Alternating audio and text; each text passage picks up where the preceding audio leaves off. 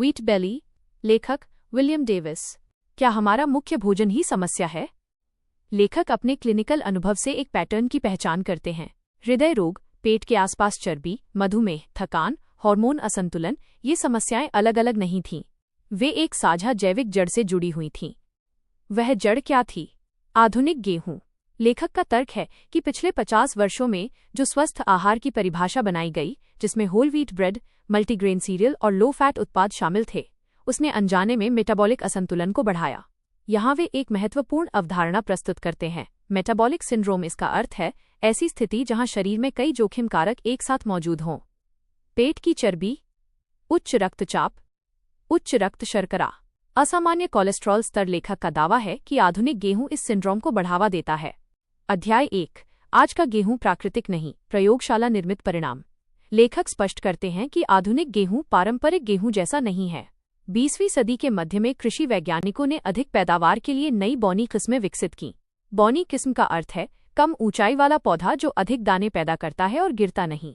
यह विकास तथाकथित हरित क्रांति के दौरान हुआ, जिसमें उच्च उत्पादन लक्ष्य था, पोषण गुणवत्ता नहीं। इस प्रक्रिया में गेहूं की आनुवंशिक संरचना बदली। आनुवंशिक संरचना का अर्थ है वो जैविक कोड जो तय करता है कि पौधे में कौन से प्रोटीन बनेंगे। ग्लूटेन की संरचना। ग्लूटेन 2 मुख्य भागों से मिलकर बना है। 1. ग्लियाडिन, 2. ग्लूटेनिन। लेखक विशेष रूप से ग्लियाडिन पर ध्यान केंद्रित करते हैं। ग्लियाडिन के कुछ हिस्से पाचन के बाद ऐसे छोटे अणुओं में बदलते हैं जो मस्तिष्क के रिसेप्टरों से जुड़ सकते हैं। रिसेप्टर का अर्थ है कोशिका की सतह पर वो स्थान जो किसी रासायनिक संकेत को पहचानता है। इसका परिणाम हो सकता है बार बार भूख लगना, ब्रेड और बेकरी उत्पादों की तीव्र इच्छा, ऊर्जा में उतार चढ़ाव। अध्याय 2, रक्त शर्करा का अस्थिर चक्र। यह पुस्तक का केंद्रीय अध्याय है। गेहूं का स्टार्च तेजी से ग्लूकोज में बदलता है। ग्लूकोज वो शर्करा है जो रक्त में प्रवाहित होती है और ऊर्जा का स्रोत बनती है। जब ग्लूकोज तेजी से बढ़ता है तो अग्न्याशय इंसुलिन हार्मोन छोड़ता है। इंसुलिन की भूमिका। इंसुलिन कोशिकाओं को संकेत देता है कि वे रक्त से शर्करा ग्रहण करें, लेकिन यदि बार बार अधिक मात्रा में इंसुलिन निकलता है तो कोशिकाएं उसकी संवेदनशीलता खोने लगती हैं। इसे कहा जाता है इंसुलिन रेजिस्टेंस। इस स्थिति में अधिक इंसुलिन बनता है, अधिक वसा जमा होती है, भूख जल्दी लगती है, थकान बढ़ती है। महिलाओं में इंसुलिन रेजिस्टेंस का गहरा संबंध है। पीसीओएस, अनियमित मासिक धर्म, बांझपन, चेहरे पर अनचाहे बाल। इंसुलिन और अंडाशय के बीच जैविक संबंध के कारण हार्मोन संतुलन प्रभावित हो सकता है। अध्याय 3, व्हीट बेली केवल मोटापा नहीं, हार्मोनल संकेत। लेखक व्हीट बेली शब्द का प्रयोग करते हैं। यह पेट के आसपास जमा उस चर्बी को दर्शाता है जो कठोर और आगे निकली हुई दिखाई देती है। यह खतरनाक क्यों है? यह आंतरिक वसा होती है। आंतरिक वसा का अर्थ है वो चर्बी जो अंगों के आसपास जमा होती है, न कि केवल त्वचा के नीचे। ये वसा हार्मोनल रूप से सक्रिय होती है। यह सूजन पैदा करने वाले रसायन छोड़ती है जिन्हें साइटोकाइन कहा जाता है। साइटोकाइन का अर्थ है प्रतिरक्षा प्रणाली द्वारा छोड़े गए रासायनिक संदेशवाहक। यदि साइटोकाइन अधिक समय तक सक्रिय रहें तो वे इंसुलिन रेजिस्टेंस बढ़ाते हैं, हृदय रोग का खतरा बढ़ाते हैं, अवसाद की संभावना बढ़ाते हैं। महिलाओं में ये स्थिति विशेष रूप से रजोनिवृत्ति के बाद अधिक दिखाई देती है, जब एस्ट्रोजन स्तर कम हो जाता है। मस्तिष्क, त्वचा और हृदय पर प्रभाव। अध्याय 4, मस्तिष्क, भूख और निर्भरता का जैविक तंत्र। लेखक इस अध्याय में एक महत्वपूर्ण प्रश्न उठाते हैं। यदि हम पेट भर चुके होते हैं तो भी ब्रेड या मीठे बेकरी उत्पाद खाने की इच्छा क्यों बनी रहती है? ग्लियाडिन और मस्तिष्क। ग्लूटेन का एक घटक, ग्लियाडिन पाचन के दौरान छोटे प्रोटीन टुकड़ों में टूटता है। इन टुकड़ों को पेप्टाइड कहा जाता है। कुछ पेप्टाइड मस्तिष्क के ओपियोइड रिसेप्टर से जुड़ सकते हैं। ओपियोइड रिसेप्टर का अर्थ है मस्तिष्क की वो संरचना जो सुख, राहत और संतोष से जुड़ी होती है। लेखक का तर्क है कि गेहूं आधारित भोजन हल्की जैविक निर्भरता उत्पन्न कर सकता है। मस्तिष्क और मूड। जब रक्त शर्करा तेजी से बढ़ती और गिरती है तो ये मस्तिष्क में न्यूरोट्रांसमीटर को प्रभावित करती है।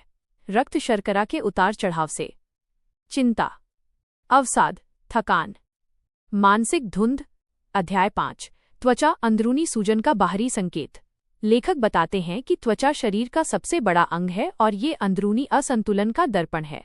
ग्लाइकेशन की प्रक्रिया। ग्लाइकेशन का अर्थ है जब रक्त में मौजूद अतिरिक्त शर्करा शरीर के प्रोटीन से जुड़ जाती है और उन्हें क्षतिग्रस्त कर देती है। जब शर्करा कोलेजन से जुड़ती है तो वो कठोर हो जाता है। परिणाम: त्वचा का ढीलापन, झुर्रियां, असमान रंग। अध्याय 6: हृदय रोग छिपा हुआ संबंध। लेखक एक कार्डियोलॉजिस्ट होने के नाते हृदय रोग पर विशेष ध्यान देते हैं। उच्च कार्बोहाइड्रेट आहार ट्राइग्लिसराइड बढ़ा सकता है। छोटे घने एलडीएल कणों की संख्या बढ़ा सकता है, जो धमनियों के लिए खतरनाक हैं। अध्याय 7: लीकी गट और ऑटोइम्यून रोग। लीकी गट का अर्थ है आंतरिक बाधा का कमजोर होना। जब टाइट जंक्शन ढीले हो जाएं, तो अवांछित कण रक्त में जा सकते हैं, जिससे ऑटोइम्यून प्रतिक्रिया शुरू हो सकती है। अध्याय 8: महिलाओं के हार्मोनल तंत्र पर गहरा प्रभाव। उच्च इंसुलिन स्तर अंडाशय को अधिक पुरुष हार्मोन बनाने के लिए प्रेरित कर सकता है, जिससे पीसीओएस की समस्या होती है। अध्याय 9: मानसिक स्वास्थ्य और न्यूरोलॉजिकल प्रभाव। गट ब्रेन एक्सेस, आंत और मस्तिष्क के बीच एक तंत्रिका और रासायनिक संवाद। यदि आंत में सूजन हो तो यह मानसिक स्पष्टता को प्रभावित करती है। अध्याय 10: गेहूं हटाने की प्रक्रिया। ये एक मेटाबॉलिक रीसेट है। शुरुआती दिनों में वापसी प्रतिक्रिया, सिरदर्द, चिड़चिड़ापन हो सकती है, लेकिन बाद में ऊर्जा स्थिर हो जाती है। अध्याय 11: 4 सप्ताह का परिवर्तन। सप्ताह 1: वसा ऑक्सीकरण शुरू होता है। सप्ताह 4: मानसिक स्पष्टता और वजन में स्पष्ट कमी। अध्याय 12: क्या खाएं? हरी सब्जियां, मेवे, अंडे, मछली और स्वस्थ वसा, घी, जैतून तेल। अध्याय 13-16: दीर्घकालिक प्रभाव और निष्कर्ष। लेखक का मुख्य संदेश है कि आधुनिक गेहूं शरीर की जैविक संरचना के अनुरूप नहीं है। हालांकि हर व्यक्ति की प्रतिक्रिया अलग हो सकती है, इसलिए संतुलित दृष्टिकोण और व्यक्तिगत जरूरत के अनुसार बदलाव जरूरी है। मेटाबॉलिक सिंड्रोम और महिला केस स्टडी। महिला केस स्टडी: 32 वर्ष, पीसीओएस और थकान से जूझ रही महिला ने 4 सप्ताह गेहूं छोड़ने के बाद नियमित मासिक चक्र और वजन में कमी महसूस की। थायराइड संबंध: मॉलिक्यूलर मिमिक्री के कारण प्रतिरक्षा प्रणाली गलती से थायराइड पर हमला कर सकती है, यदि आंत की सुरक्षा दीवार गट बैरियर कमजोर हो।